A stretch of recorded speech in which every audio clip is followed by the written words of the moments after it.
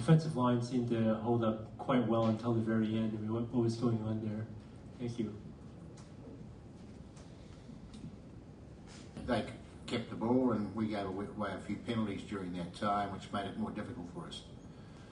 Just to talk about the game, which I guess you want me to do, I thought the Australians started very well and played some particularly good football.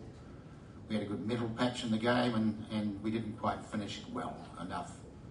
So I think the Aussies should be applauded for playing some hell of a good football. You know, I think when we reflect on the game, there was a few mistakes that we were guilty of that when we were up by, what was it, 12 or so points, we had a chance of, I guess, closing out the game, but we allowed them to get back into it. But they also played well, obviously, to do that. There's a few of us that made mistakes out there that, you know, Test rugby you can't really afford to make because that can sometimes be the difference. I don't think it's going to reflect what's going to happen next year. I think if you look at the histories of Rugby World Cups and form going into it, I don't think there's a lot of correlation there.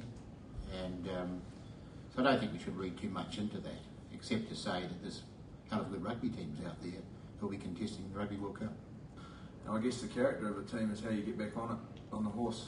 And when we get to London, you know, we've got a big test match in 7 days' time that we're going to have to make sure we prepare well for and take our lessons out of tonight. So I think, you know, we've just got to make sure that we look after people and he wasn't going to play the full game in this game.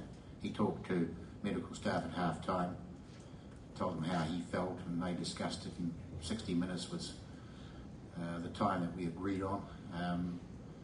Like, he's come back from a reasonably major operation, it's first game really, and we didn't want to risk injuring him badly going into the future, so I think it was a good decision.